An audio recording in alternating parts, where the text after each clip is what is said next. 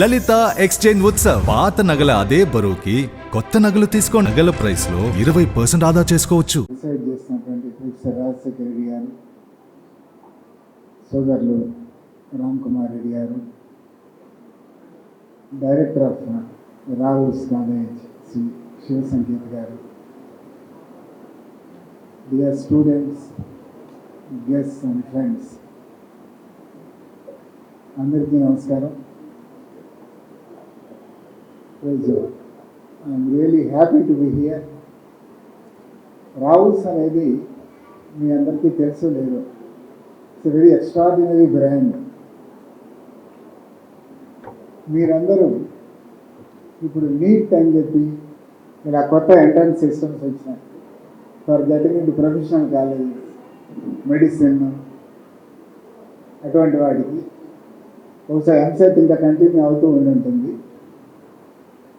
ఎంసెట్ అనేది first time +2 system introduce చేసిన తర్వాత రఫ్లీ అరౌండ్ 1970లో స్టార్ట్ అయింది, ఎర్లీ 70s. అప్పుడు మేము 9th క్లాస్ 10th క్లాస్ అట్లా చదువుతుండేవాళ్ళం. ఈ ఎంట్రన్స్ అంతకుముందు మామూలుగా మీ 12th మార్క్స్ పాత సిస్టంలో 11+1 పియూసీ ఉండేది. 11th క్లాస్ తర్వాత ఆ సిస్టంలో మార్క్స్ మీదే అడ్మిషన్స్ ఉండేవి, ఇవర్ అకాడమిక్ మార్క్స్ మీద. తర్వాత ఎంట్రన్స్ తీసుకురావటం జరిగింది +2 తర్వాత.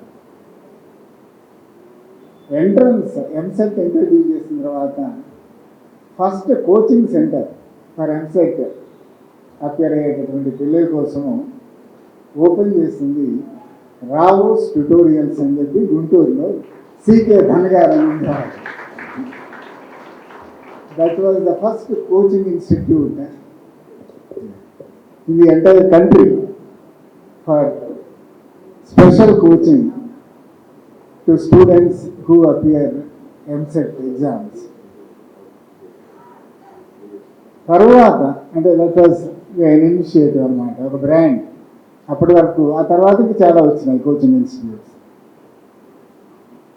ఆ తర్వాత మేము ఢిల్లీలో పీజీ చదువుకునేటప్పుడు ఈ సివిల్ సర్వీస్ ఎగ్జామ్ రాసే వాళ్ళు ఎవరైనా ఎక్కడైనా కోచింగ్ తీసుకుంటున్నావా అంటే రావుస్ అకాడమీ సార్ అనేవాళ్ళు. Rao's IAS academy was so popular and prestigious those days. ఢిల్లీలో ఉండేదన్నమాట. తర్వాత I think branches probably couple of ప్లేసెస్లో పెట్టింటారు. సో అది ఒకసారి మనకు తెలియకపోవచ్చు, చెప్దామని చెప్పి it is such a prestigious brand అని చెప్పి చెప్దామని చెప్పి, because I don't know whether వాళ్ళు ఎవరన్నా ఈ రావుస్ డైరెక్టర్ గారు వీరికి ఏమైనా రిలేటెడ్ కాదా నాకు తెలియదు, but that was one of the top brands. ఇకపోతే ఇప్పటి వరకు వైస్ ఛాన్సలర్ గారు, రామ్ కుమార్ గారు, రాజశేఖర రెడ్డి గారు వాళ్ళు సబ్జెక్ట్ ఇంట్రడ్యూస్ చేయడం జరిగింది. రెవల్యూషనరీ చేంజెస్ ఇన్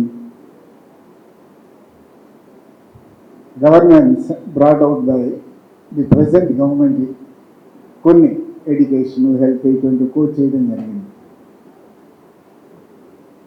దాన్ని నేను వేరే విధంగా చెప్తాను. మీరందరూ చాలామంది 80 తర్వాత పుట్టిన వాళ్ళ కోసం, చాలామంది 90 తర్వాత పుట్టిన, 2000 తర్వాత పుట్టింటారు, నాకు తెలియదు. మనకు మేజర్ ఇరిగేషన్ ప్రాజెక్ట్స్ ఈ రాష్ట్రంలో ఏమున్నాయి? నాగార్జున సాగర్ ఎప్పుడు వచ్చిందో ఎవరైనా చెప్పగలరా? 60s. శ్రీశైలం ఎప్పుడు కట్టారో ఎవరికన్నా గుర్తుందా? Same 60s. ఫౌండేషన్ వేసి బిగిన్ చేసి కట్టింది. నీలం సంజీవ్ రెడ్డి గారు ముఖ్యమంత్రిగా ఉన్నప్పుడు ఫౌండేషన్ స్టోన్ వేయడం జరిగింది. జవహర్లాల్ నెహ్రూ అన్నారు. పోచంపాడు శ్రీరామ్ సాగర్ అంటారు, అనదర్ మేజర్ ఇరిగేషన్ ప్రాజెక్ట్. ఈ 3 ప్రాజెక్టులే మన రాష్ట్రానికి స్వాతంత్రం వచ్చిన తర్వాత అన్నం పెట్టిన ప్రాజెక్టులు. మన రాష్ట్రానికి స్వాతంత్రం రాకముందు మనకి గోదావరి బ్యారేజ్ అబ్దుల్ కాటన్ గారు అంటే బ్రిటిషర్స్ టైంలో కట్టింది. విజయవాడ బ్యారేజ్ అది కూడా అబ్దుల్ కాటన్ గారు ఆ రోజు పునాది వేసి కట్టించింది. వాటి వల్ల కోస్తాలో ఉన్నటువంటి గోదావరి, కృష్ణా, గుంటూరు జిల్లాలకి నీళ్లు అందించి మనం ఆహారం తయారు చేసి ఆకలి లేకుండా చేయడం జరిగింది. ఎందుకంటే గోదావరి బ్యారేజ్ కట్టక ముందు ఒక్క గోదావరి జిల్లాల్లోనే more than 1 lakh hunger deaths జరిగినాయి. అందుకనే అప్పుడు బ్రిటిషర్స్ కళ్ళు తెరిచి లేదు ఏదైనా చేయాలి ఇక్కడ అని చెప్పి మన గోదావరి బ్యారేజ్ కట్టడం జరిగింది. ఎందుకు గుర్తు చేస్తున్నానంటే 1980 తర్వాత ఇవన్నీ కూడా 1980కి ముందే వచ్చినాయి. మేజర్ ఇరిగేషన్ ప్రాజెక్ట్స్ అన్నీ కూడా 80 తర్వాత మరలా రాజశేఖర రెడ్డి గారు ముఖ్యమంత్రి అయ్యే వరకు ఇరిగేషన్లో ఈ రాష్ట్రంలో ఏ ఇన్వెస్ట్మెంట్ జరగలేదు. ఇక్కడ తెలుగు గంగా అని చెప్పి మంచినీటి కోసం పెట్టడం జరిగింది. దాని కింద కొద్దిగా గొప్ప స్మాల్ ఏరియా ఉండొచ్చు, కానీ ఒక మేజర్ ఇరిగేషన్ ప్రాజెక్ట్ అనేది రాలేదు.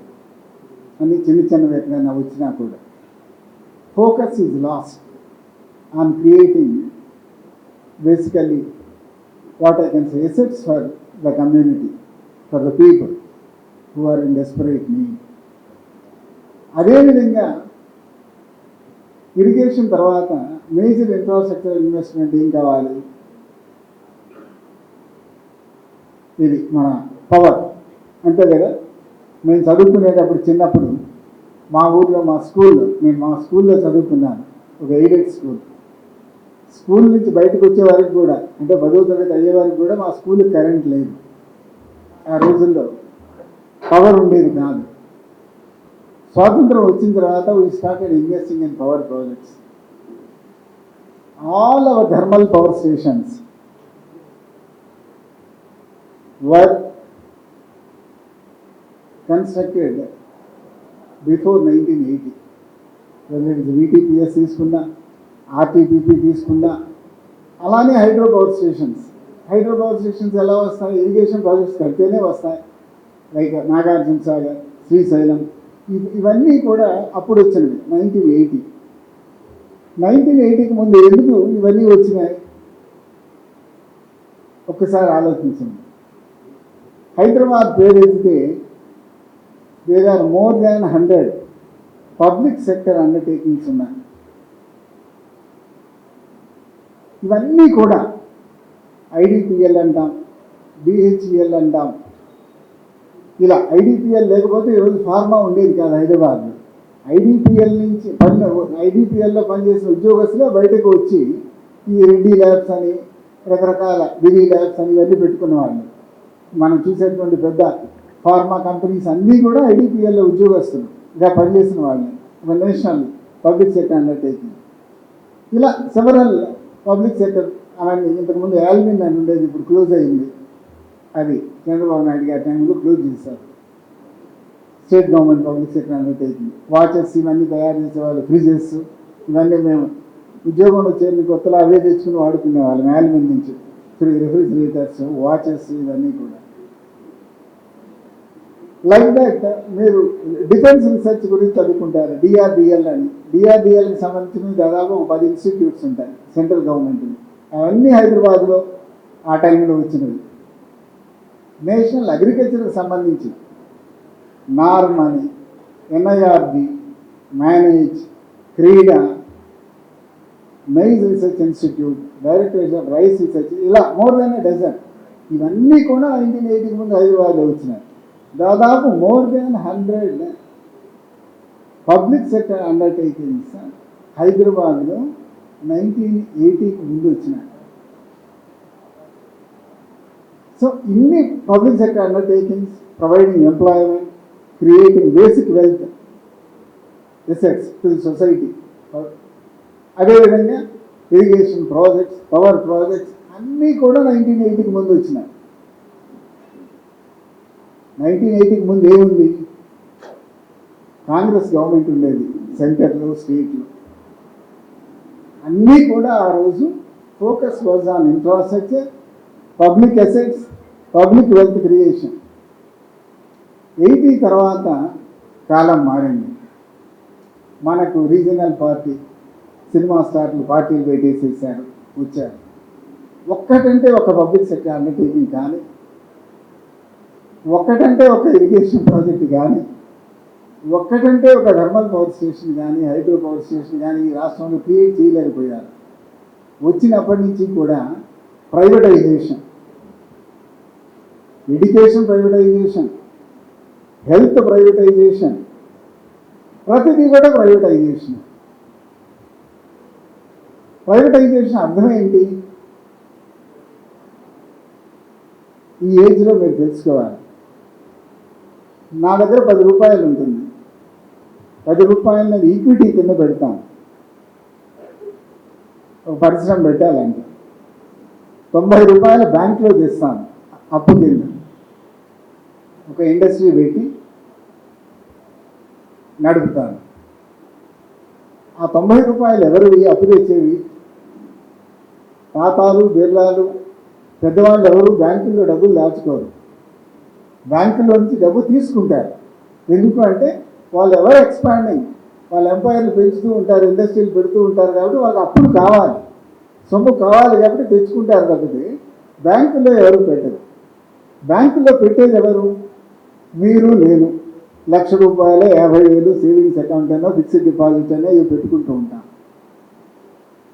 ఈ డబ్బు తీసుకుని, అంటే మన డబ్బు తీసుకుని 10 రూపాయలు, 100 రూపాయలు వాళ్ళు ఇన్వెస్ట్ చేసి, అది కూడా యాక్చువల్గా ఇన్వెస్ట్ చేయరు, తర్వాత చెప్తాను.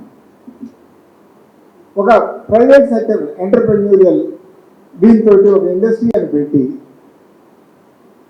వచ్చిన లాభం మొత్తం కూడా వాళ్ళే తీసేసుకుంటారు. ఎవరికి పంచేదేమీ లేదు.